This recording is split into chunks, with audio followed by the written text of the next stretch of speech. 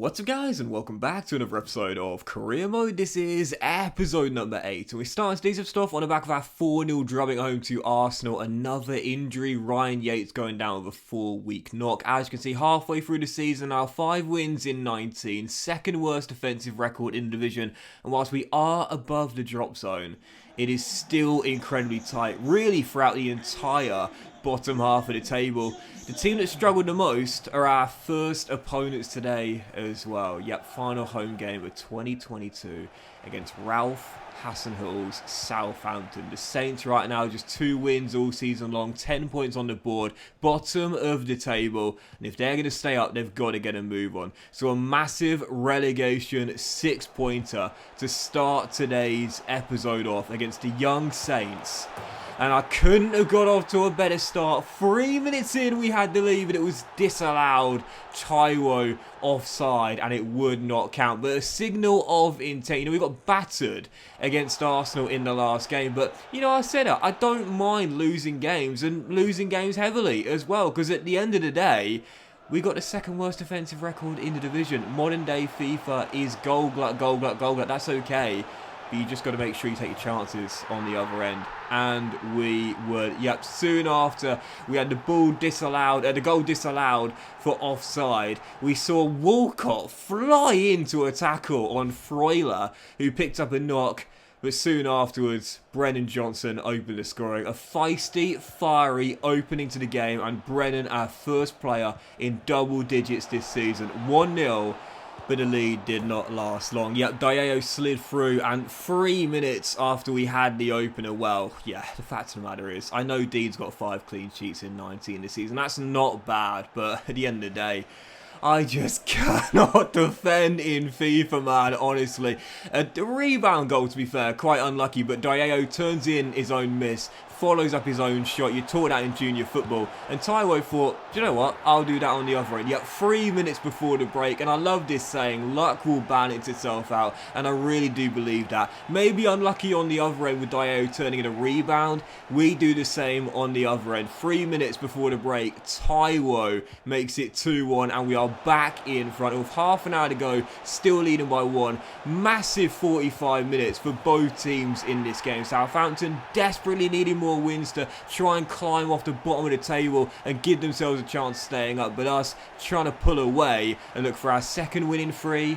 In the end, we would get it. Yeah, Jesse Lingard turns in from close range to make it 3-1, and I knew that was going to do it then. And late on in the game, we saw Walker get a book-in early on for the late challenge on Freuler.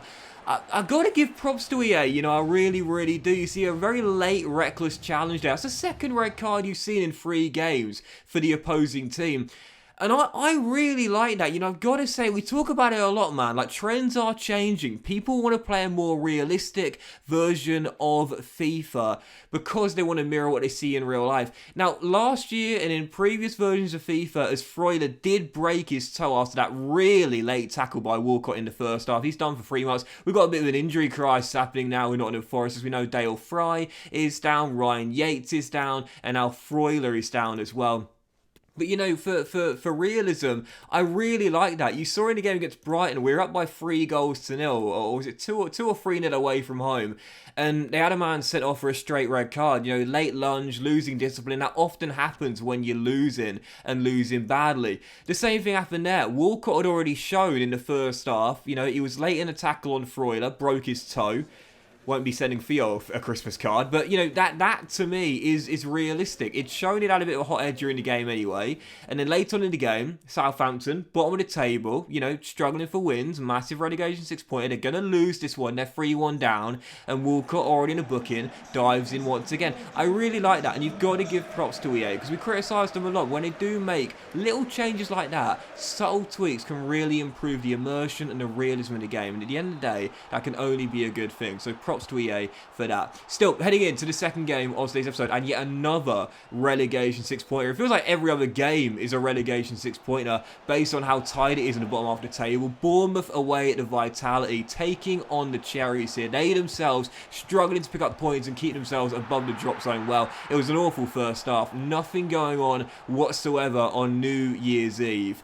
and with just under 20 minutes to go, it was the Cherries that struck first in a game of few chances. Dominic Solanke, second highest scorer in the Championship last season. This year, 5 in 20, averaging 1 in every 4. I'll say this right now, if Bournemouth go down and we stay up, Solanke will certainly be a guy we're looking to poach away from the Vitality. The Cherries do have the lead, and whilst we did have a couple of chances here, Tyrese Campbell, 10 minutes to go, denied by Nato. I never really created that much. Bournemouth held on to the clean sheet, got themselves a big win in a 1-0 loss away from home. There's no doubt about it. This year, when I go away, I never feel confident, regardless of who I'm facing. We're so much better at home. I feel so much more confident playing at City Ground, and a big loss there against a relegation rival. And by the way, can we give Bournemouth some credit as well? Because, you know, when Scott Parker was replaced on the back of that 9-0 record loss, record equaling loss, I should say, to Liverpool at Anfield, yeah, everyone wrote off Bournemouth. Everyone said at that point, you know, there's no way they can stay up. They ain't got the quality.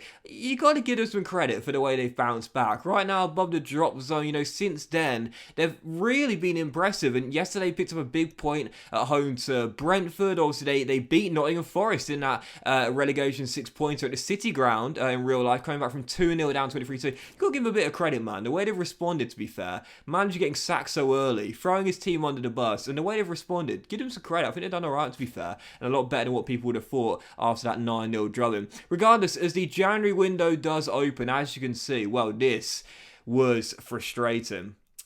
Barde's been recalled by Stade Rennais. Yep, fair enough, barely played this season, barely played whatsoever, I'm totally fine with that. But Diego Simeone said Lodi hasn't played enough, and he's recalled him and took him back to Madrid. I was like, Diego, he's played about 80% of the games this season. He started that last game to Bournemouth. What do you mean? What do you mean he hadn't played enough games? What are you talking about? Absolutely, I was fuming. Absolutely fuming after that. I think he's played 13 of the 21 games, so he's played over half, and he's played in the EFL Cup one time as well. That to me is really frustrating, because yes, you could argue the point that with a player of his quality, he should be starting more games. We've got 4 left-backs here. We're a club that prioritise youth.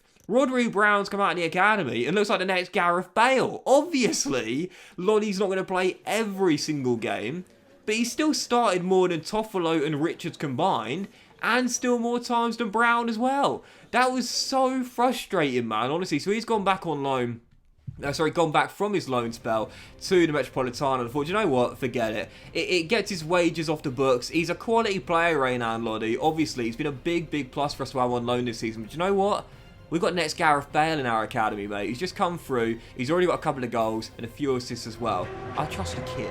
I trust RHODRI. Diego, take Renan back if you want. Go on then. I don't mind. I've got the next Gareth Bale, baby. He's had a great start to his life in professional football as well. So, third game of today's episode, and this was the big one, potentially the biggest game of the season. EFL Cup semi-final, first leg, and after another injury, Jack Colback going down in that loss to Bournemouth there. A bit of an injury crisis for Forest, now losing 2 of our players from their loan deals getting expired as well. We now travel to the Bridge for the first leg of the EFL Cup semi-final.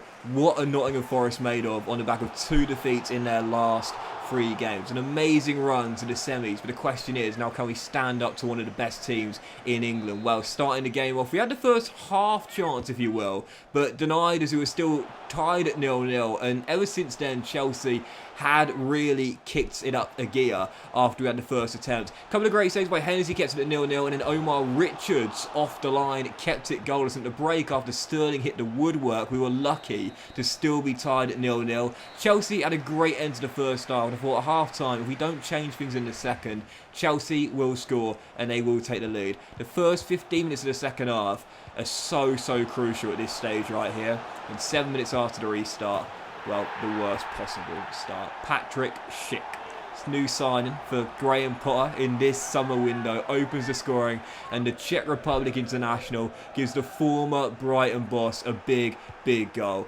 Chelsea take the lead. They lead by 1, and unfortunately with 12 minutes to go here, this was brilliant from N'Golo Kante. I mean, honestly, Kante, Such a likeable character. Everyone loves N'Golo Kante from his time at Leicester and now at Chelsea as well. You know, there was a period where I would have called him the best player in the Premier League, and I would have stood by it as well, because his awareness, his intelligence, his energy, unbelievable. And he showed it. All three of those assets there for that goal. Mason Mount got it, but it was the quick dispossession of Sam Surridge. I was about to go on a break there. I had 4 red shirts storming forward, and Kante just poked it away from Sam Surridge.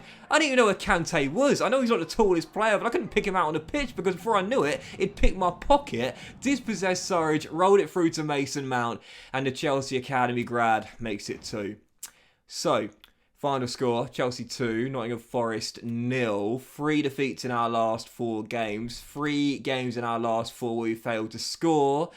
And heading back to the City ground, we trail by 2. But I won't throw in a towel. I certainly won't throw in a towel. I won't throw a complete backup side out there for the second leg, because it's not done yet. It's 2-0. We've came back from 2-0 down against Southampton earlier on this season to claim a point at St Mary's. We should have done the same to Everton in the very last episode, of course, when I missed that sitter with Jack Colback when it was 2-1.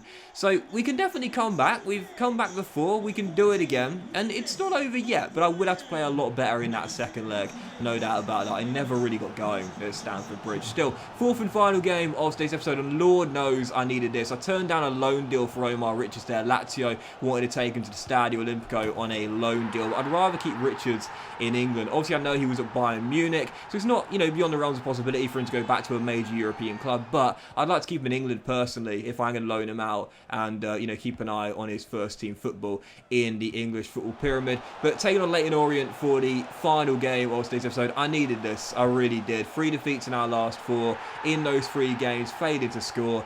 I needed to beat a team comfortably. Definitely, I needed this, man. So the O's coming to take us on the lower league side at the City ground, FA Cup 3rd round. And I had a few starters out there, but I never really felt I was in any danger of seeing a cup set and a giant killing in this one. We scored 2 goals in the first half. Brennan Johnson with both. How RHODRI Brown didn't get credited with the assist for the second goal, I've got no idea. But he did for this one here, rolls it through to Taiwo. And our number 9 makes it 3. A brace for Brennan and 1 for Taiwo as well.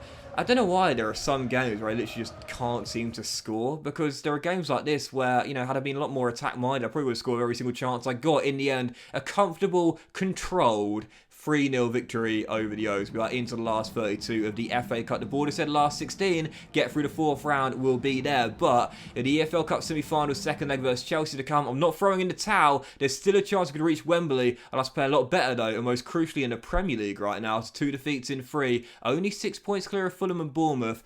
I know it's still a long way to go, and I'm taking nothing for granted. But that wins this episode of Career Mode, guys. Big thank you for watching. Really hope you have enjoyed it. If you haven't, like. Much love to you all. Have a fantastic day, and I'll see you for the next episode of Career Mode very soon.